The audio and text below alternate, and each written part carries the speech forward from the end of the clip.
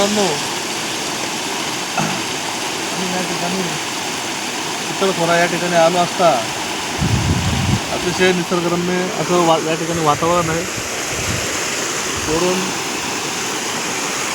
तिथे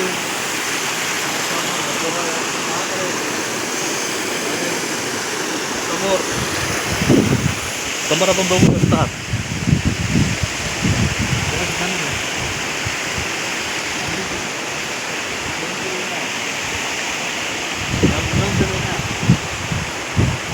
इसवी सन मला वाटतं 2,500 वर्षाच्या आसपास त्यांनी या ठिकाणी कोरलेले असावेत. परंतु या ठिकाणचा जो दगड आहे तो दगड त्याचा कदाचित कच्चा असावा. म्हणून त्या काळचे जे कलाकार होते, आर्टिस्ट होते, त्यांनी हा करून ते गेले असावेत. आत गेल्यावर त्यांच्याकडे नुसत्यात अर्धवट नुसत्यात या ठिकाणी बघायला मिळतात. परंतु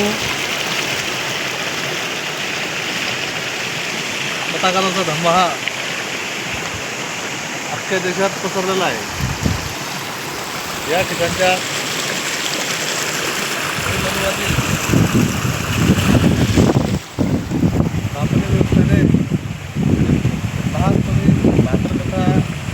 लहान मुलांना सांगत असेल की डोंगरात जायचं नाही, डोंगरात भेज असतात, फुलं असतात, राक्षस असतात.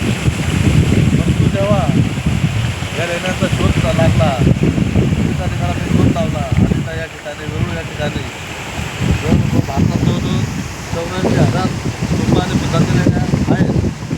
ज्यावेळेस हा शोध लागल्यावर लोकांना कळालं की हा या 40 स्वतःच्या बुद्धांच्या मूर्त्या ह्या तथाकथित ब्राह्मणी व्यवस्थेने हा धर्म लोकांना कळू नये, धर्माचे जे समाजाचे समता न्याय लोकांचे जे विचार आहेत ते लोकांपर्यंत जाऊ नयेत.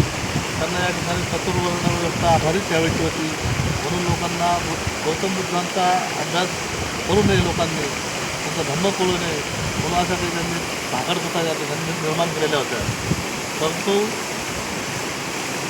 देवाला किती झाकण्याचा प्रयत्न केला तर झाकलं जाऊ शकत नाही.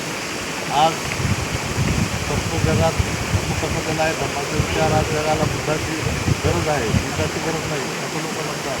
ज्या वेळेस आपल्या देशातले नेते पुढारी बाहेर जातात आणि ते आवर्जून सांगतात की आम्ही बुद्धांच्या देशात आहोत, आय केम फ्रॉम बुद्धाच लँड असं अभिमानं सांगतात. त्याच्यावरून कळतं की भारत हा बुद्धांचा देश आहे. जय भीम, नमो बुद्धाय.